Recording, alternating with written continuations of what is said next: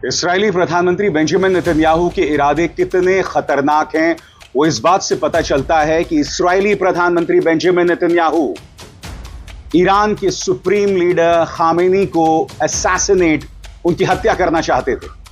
और यह पेशकश उन्होंने अमेरिकी राष्ट्रपति डोनाल्ड ट्रंप के सामने भी रखी, मगर CNN के मुताबिक ट्रंप ने इस पेशकश को ठुकरा दिया। नेतन्याहू की यह कोशिश, यह साजिश कितनी खतरनाक है, इसका अंदाजा नहीं है दोस्तों आपको।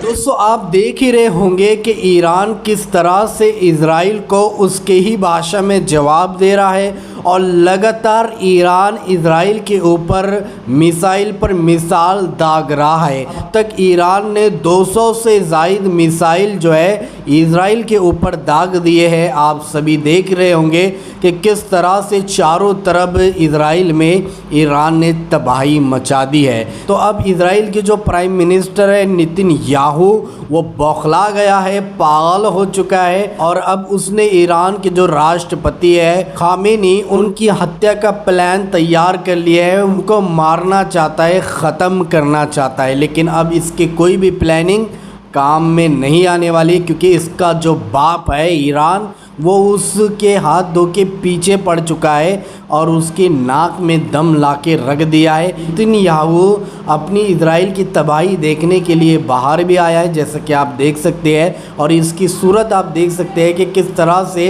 भयंकर तरीके से परेशान नज़र आ रहा है और डरा हुआ नज़र आ रहा है, क्योंकि ईरान लगातार इजराइल के ऊपर हमले पर हमले कर रहा है। अब दोस्तों मैं आप लोगों को एक वीडियो क्लिप दिखाऊंगा। हमारे देश के जो सच्चे ईमानदार नेक पत्रकार है अभिषार शर्मा जी, तो उन्होंने एक बहुत ही स्पेशल रिपोर्ट तैयार की है ईरान और इजराइल के जंग के बीच। तो दोस्तों मैं आप लोगों को अभिषार शर्मा जी की यहीं पर पूरी वीडियो क्लिप दिखाऊंगा, लेकिन वीडियो दिखाने से पहले आप सभी से रिक्वेस्ट करना चाहूँगा, प्लीज़ इस वीडियो को ज़रूर लास्ट तक देखिए और जितना हो सके इस वीडियो को ज़्यादा से ज़्यादा शेयर ज़रूर कीजिए। तो आइए सबसे पहले ये वीडियो क्लिप देखिए, फिर आगे बात करते हैं। इस्राएली प्रधानमंत्री बेंजामिन नेतन्याहू के इरादे कितने खतरनाक हैं, वो इस बात से पता चलता है कि इस्राएली प्रधानमंत्री बेंजामिन नेतन्याहू ईरान के सुप्रीम लीडर खामेनी को असैसिनेट, उनकी हत्या करना चाहते थे। और यह पेशकश उन्होंने अमेरिकी राष्ट्रपति डोनाल्ड ट्रंप के सामने भी रखी, मगर CNN के मुताबिक ट्रंप ने इस पेशकश को ठुकरा दिया। नेतन्याहू की यह कोशिश, यह साजिश कितनी खतरनाक है, इसका अंदाजा नहीं है दोस्तों आपको। क्योंकि हो क्या रहा है, इस्राएल ने यह ताजा हमले क्यों किए, यह कहते हुए कि ईरान उनके लिए परमाणु बॉम्ब बना रहा है। मगर हर गुजरते दिन के साथ इस्राएल ईरान के लिए ऐसे हालात पैदा कर रहा है, उसे बार परमाणु बॉम्ब की तरफ ढकेल रहा है, उसके परमाणु ठिकानों को नेस्तनाबूद कर रहा है। वहां पर एक बड़ा रेडियो एक्टिव रिसाव हो सकता है। हम इसकी चर्चा करेंगे दोस्तों, क्योंकि इंटरनेशनली इससे बड़ी कोई खबर नहीं है। मगर सबसे पहले आपके सामने तेल अवीव के अंदर इस्राएल के बीचों बीच ईरान का डायरेक्ट अटैक, सीधा हमला, और किस तरह का धमाका होता है दोस्तों, खुद देखिए।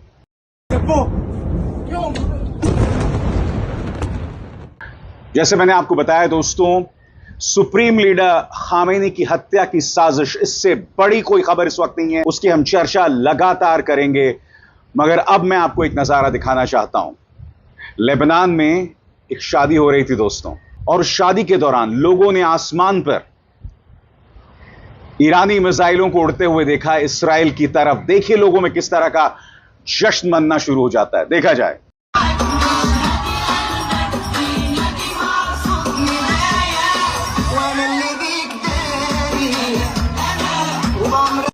आपको याद होगा दोस्तों, यही तस्वीर मैंने आपको वेस्ट बैंक से दिखाई थी। वेस्ट बैंक के अंदर भी लोग ईरानी मिसाइल्स को देख रहे थे और जश्न मना रहे थे, क्योंकि वेस्ट बैंक हो या गाजा, ये वो जगह है जहां पर 60,000 लोगों को बेंजामिन नेतन्याहू ने मौत की घाट उतार दिया। लेबनान वो जगह है जहां हजारों की तादाद में इस्राएल ने लोगों को मार दिया, और स्वाभाविक सी बात है वहां के लोग जश्न मना रहे हैं। और सबसे बड़ी बात, इस्राएल भी पलटवार कर रहा है, और एक के बाद एक पलटवार कर रहा है। खबरों के मुताबिक अब तक इस्राएल ने ईरान के अंदर 200 लोगों को मौत की घाट उतार दिया। ऐसा ही सुना आपने, 200 लोग जिनमें अधिकतर औरतें और बच्चे हैं, और दूसरी तरफ ईरान ने 14 इस्राएलियों को मार दिया है, जिनमें कुछ औरतें भी हैं।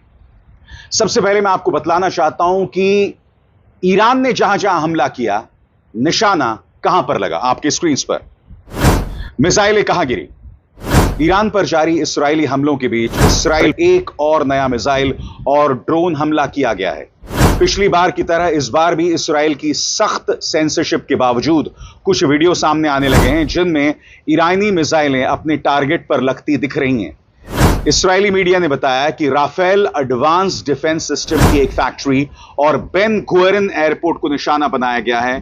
कुछ ही देर बाद ईरान के इस्लामिक रेवोल्यूशनरी गार्ड कोर ने एक प्रेस रिलीज में इस हमले की पुष्टि की और कहा यह नए बदले का दौर है। जी हां, नए बदले का दौर। बेन गुएरिन एयरपोर्ट पर हमला और उसी तरह से तेल अवीव या हाइफा बंदरगाह, जहां पर बाय द वे अडानी का 70% स्टेक है, 70% हिस्सेदारी है, वहां पर प्रहार किया गया है। दोस्तों, इस वक्त ये टकराव बहुत ही निर्णायक दौर पर है दोस्तों, क्योंकि बेंजामिन नेतन्याहू ने स्पष्ट कर दिया है कि हम किसी भी कीमत पर इस हमले को नहीं रोकने वाले हैं। यह हमला दिनों नहीं, हफ्तों नहीं, महीनों चलने वाला है। अब देखना होगा इस संघर्ष में अन्य देश ईरान के पक्ष में या ईरान के खिलाफ किस तरह से जुड़ते हैं, और इस वक्त सबकी निगाहें रूस और चीन पर हैं। सबसे बड़ी बात, इस जंग को जीतने के लिए इस्राएल साम दाम दंड भेद का इस्तेमाल कर रहा है। जैसे मैंने बताया, साजिश थी ईरान के सुप्रीम लीडर खामेनी को मौत के घाट उतार देने की, और इस बात की पुष्टि CNN कर रहा है। डोनाल्ड ट्रंप ने इस बारे में क्या कहा कुछ देर बाद। मगर दोस्तों, इन तस्वीरों को देखिए। यह तस्वीरें बतला रही है कि इस वक्त इस्राएल और वादियों में कोई फर्क नहीं है। तेहरान के अंदर मोसाद की क्या पहुंच है, यह इस बात से पता चलती है। मोसाद ने तेहरान के अंदर कम से कम 4 बड़े कार बॉम्ब ब्लास्ट कराए हैं। इस वक्त दोस्तों जंग चल रही है, मगर आप देख रहे हैं इस्राएल ने किस कदर घेराबंदी की हुई है। वो अंदर भी मौजूद है ईरान के अंदर, वो जब मर्जी और जहां मर्जी चाहे बॉम्ब ब्लास्ट करवा रहा है, हवाई हमले कर रहा है, जिनमें जैसे मैंने आपको बताया 200 लोग मारे गए हैं, और इस खबर के मुताबिक कार बॉम्ब ब्लास्ट किए गए हैं। और जो खबरें मैं आपके सामने ला रहा हूं दोस्तों, पूरी तरह से परख कर, पूरी तरह से फैक्ट चेक करके आपके सामने पेश कर रहा हूं, ताकि आप तक झूठी खबरें ना फैलें। कार बॉम्ब ब्लास्ट के बारे में आर्टिफिशियल इंटेलिजेंस परप्लेक्सिटी से मैंने जानकारी हासिल की, और वो क्या कह रहे हैं आपके स्क्रीन पर। ईरानी मीडिया और इंटरनेशनल न्यूज रिपोर्ट्स के मुताबिक 15 जून 2025 को तेहरान में 5 कार बम धमाके हुए। ईरान की सरकार ने इन हमलों के लिए इस्राएल को जिम्मेदार ठहराया। इन धमाकों में कई न्यूक्लियर साइंटिस्ट की मौत हो गई और शहर में काफी डर का माहौल बन गया। बहुत सारे लोग अपने घर छोड़कर भागने लगे। ये कार बम धमाके उसी वक्त हुए जब इस्राएल ने तेहरान की अलग अलग इलाकों में एयर स्ट्राइक भी किए थे। इससे ईरान इस्राएल के बीच टेंशन और बढ़ गई। तो कुल मिलाकर हाल ही में तेहरान में कार बम धमाकों की खबर पक्की है, और ईरान का कहना है कि इसके पीछे इस्राएल का हाथ है। सबसे बड़ी बात, इस्राएल लगातार ईरान के परमाणु ठिकानों पर हमला कर रहा है दोस्तों, और इससे रेडियो एक्टिव रिसाव का खतरा जो है वो बढ़ गया है। दुनिया ने रूस के अंदर चेरनोबिल परमाणु हादसा देखा था। चेरनोबिल परमाणु हादसा जिसके निशानात आज भी मौजूद हैं, और यहां पर इस्राएल ईरान के परमाणु ठिकानों पर हमला कर रहा है। उसे कोई परवाह नहीं है कि इस हमले में आम लोग मारे जाएं, औरतें बच्चे मारे जाएं। और सबसे बड़ी बात, इस हमले में उकसावे का काम किसी और ने नहीं, इस्राएल ने किया है, क्योंकि इस्राएल ने इन हमलों की शुरुआत की।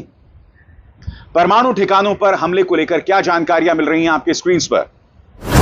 इस्राएल ने ईरान के परमाणु ठिकानों को बनाया निशाना। इस्राएल ने रविवार को ईरान के प्रमुख शहर इस्फाहान में भी हवाई हमले किए।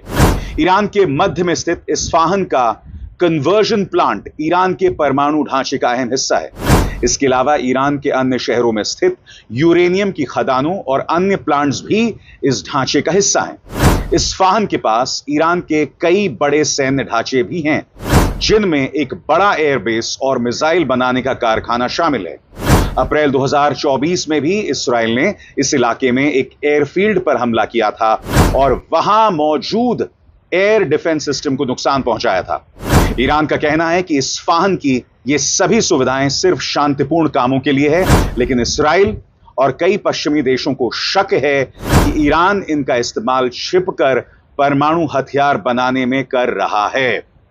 और आगे बढ़ने से पहले एक जरूरी संदेश, मेरे कार्यक्रमों के लिए आप नोटिफिकेशन का इंतजार मत कीजिए, मेरे चैनल में जाइए और खुद जाकर कार्यक्रम देखिए और रहिए अपडेटेड।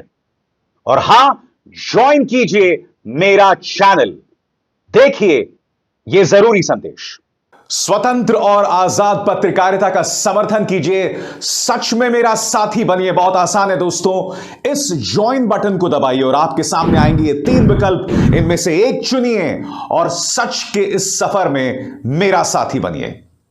क्या कहना है ईरान का अपने परमाणु बॉम्ब के बारे में? जी हां, इस संघर्ष के बीच भी वहां के एक बड़े सैन्य अधिकारी सामने आए हैं और वो कह रहे हैं कि ईरान परमाणु बॉम्ब नहीं बनाना चाहता है। इस्राएल चाहे जितना भी उकसावा कर ले, वो मैं आपको सुनाऊंगा दोस्तों, इंतजार कीजिए।